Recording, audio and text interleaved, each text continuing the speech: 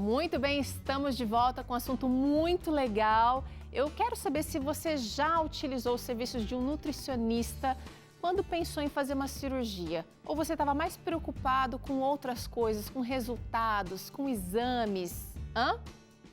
Bom, sem dúvida nenhuma, quando a gente marca uma cirurgia é um momento de muita ansiedade, não é?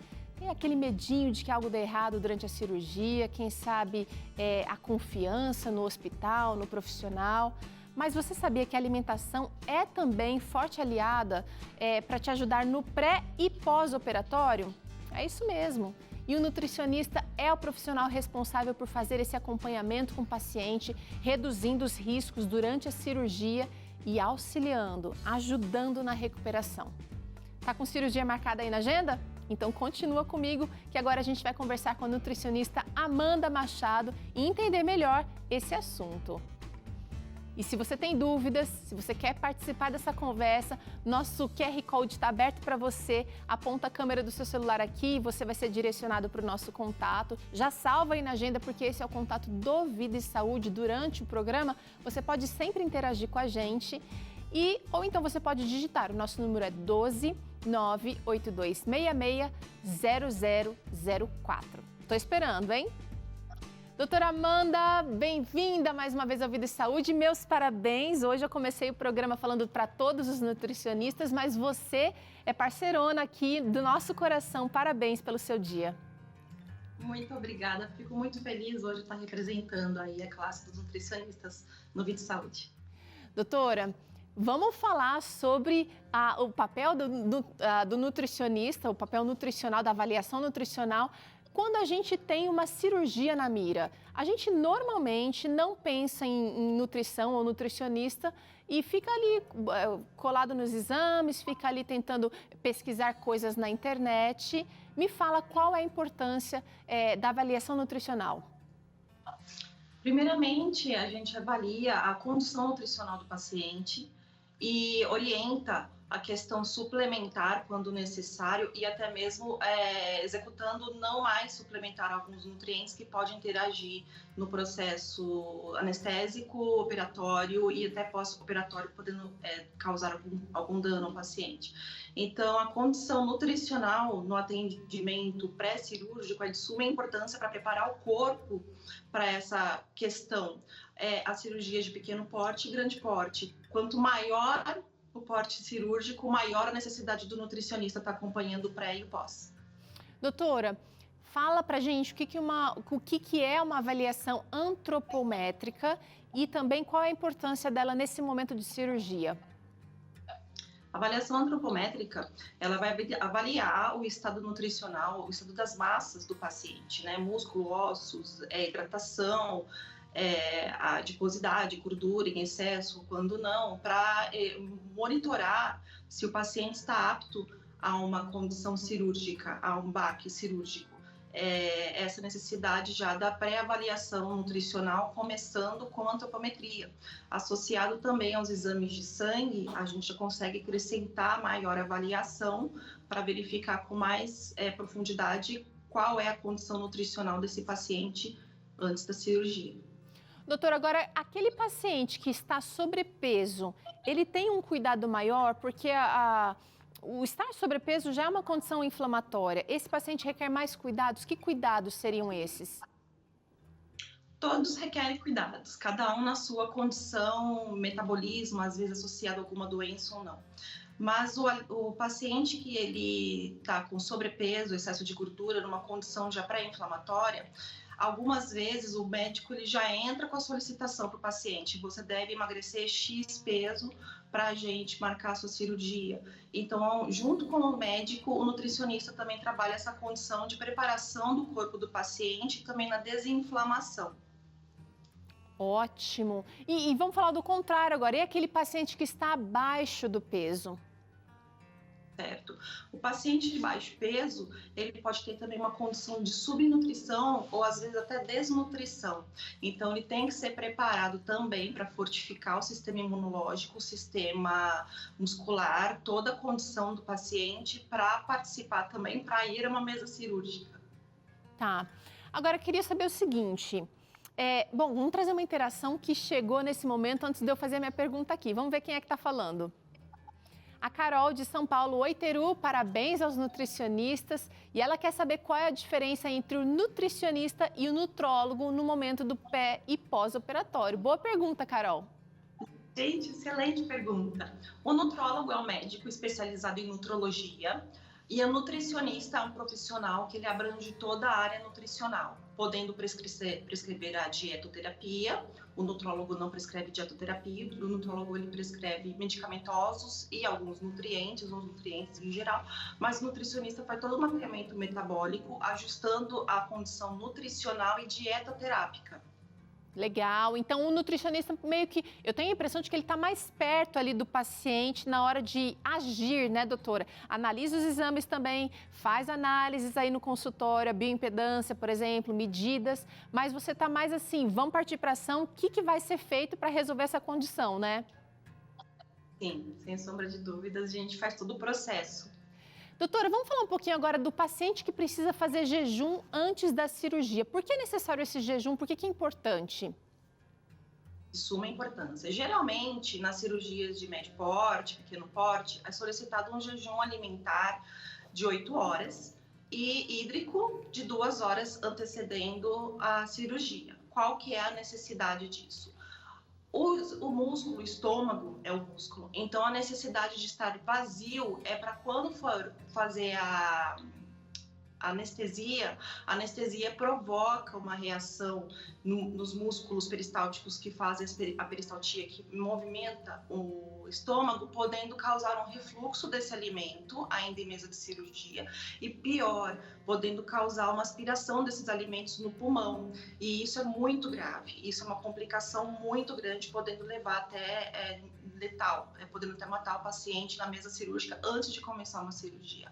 A necessidade, a importância do jejum é enorme e deve ser respeitada de acordo com a necessidade da cirurgia e a solicitação médica, mas geralmente são 8 horas para alimentos sólidos e 2 horas antes de alimentos hídricos, de água e alimentos líquidos. Agora eu quero saber o seguinte, doutora, quando a gente fala em jejum, automaticamente já vem vontade de comer um monte de coisas. E a nossa equipe preparou aqui, a produção preparou aqui várias mesas com alimentos saudáveis que a gente pode fazer uso. Vamos começar aqui com pré-operatório. Temos aqui, aliás, a gente preparou aqui uma pranchetinha aqui para mostrar aquilo que pode. Nem sempre os médicos se lembram desses detalhes.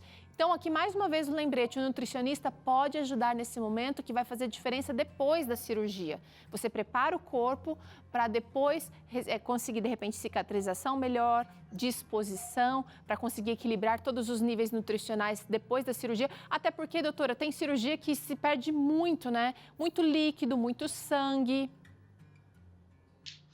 Sim, sem sombra de dúvidas, Teru. A resposta, a condição que a gente pede na alimentação, antecedendo a cirurgia, são com alimentos imunomoduladores, que é para aumentar a imunidade do paciente para uma carga cirúrgica, para essa falta, se caso tiver uma perda de sangue elevada, tem que aumentar a imunidade do paciente. Hoje estamos passando por uma pandemia, um centro cirúrgico, um centro hospitalar, uma área hospitalar é um local contaminado, então se caso houver uma contaminação, que a resposta imunológica do paciente não tenha sobrecarga, ele consiga vencer essa inflamação, essa infecção. E, além de tudo, a resposta cicatricial pós-cirúrgica, né, que é a cicatrização com alimentos hiperproteicos. Olha aí, vamos ver então, já que você falou aqui sobre alimentos que ajudam na imunidade, a vitamina C está em todas, todo mundo já, quando fala em imunidade, pensa nisso, mas também tem zinco, tem selênio, tem... E aí, você não está indicando suplementação necessariamente, né, doutora? A gente encontra isso através de alguns alimentos aqui que estão representados nas mangas, morango, laranja, tem também o limão. Poderia colocar aqui vitamina C, né? Goiaba, caju, pimentão. O nosso país é rico, né, em alimentos, em vitamina C, em vitamina A, zinco. Então, nós temos assim, uma diversidade em alimentos para todos os gostos. Mas quando a gente está preparando um paciente para mesa cirúrgica, Entramos com a suplementação, sim, porque nem sempre todos os pacientes estão seguindo aí as orientações nutricionais direitinho. Então, tem que ser preparado com alimentos e também nutrientes imunomoduladores. São Legal. esses. E a gente preparou aqui também alguns itens que ajudam nesse suporte proteico, né? O grão de bico, a castanha, o amendoim. Que outros alimentos a gente poderia colocar aqui, doutora? Lentilha, quinoa. Legal. Tem feijões, todos os tipos de feijões. Tofu, cogumelo. Tofu, cogumelos. Legal. Tem uma variedade aí que a gente pode colocar também, agregar. Vamos ver quem é que está falando com a gente, que quer participar da nossa conversa aqui com a doutora Amanda na tela agora. Vamos ver. A Rosimara Duarte, de Sorocaba. Parabéns pelo seu dia, Amanda. Essas recomendações que estamos aprendendo hoje valem para todos os tipos de cirurgia? Muito obrigada pelo carinho, Rosemara. Previamente vale sim, mas tem as cirurgias de grande porte que a gente tem que ter maior cuidado antecipando aí a cirurgia, mas é insumo para todos os tipos de cirurgia. Beleza, vamos ver mais alimentos pré-operatórios, gente, que vão ajudar nessa segunda fase que a doutora falou, sendo alimentos anti-inflamatórios e também ricos em antioxidantes, que vão ajudar a combater, toda a cirurgia vai gerar uma inflamação, porque vai ter uma cicatrização ali ou vai ter uma retirada de alguma coisa que vai precisar de reajuste no corpo. Exato, não só gera inflamação, como às vezes o paciente também já está em processo inflamatório elevado, né? Então, o anti-inflamatório, alimentos anti-inflamatórios, a cúrcuma é excelente colocar, deveria ter colocado aí também, que é um excelente anti-inflamatório, a gente pode colocar em doces salgados, em todo lugar, é super necessário. E também os antioxidantes para diminuição dos radicais livres e mantendo as células mais fortes ali, pronta para estar recebendo também a cirurgia.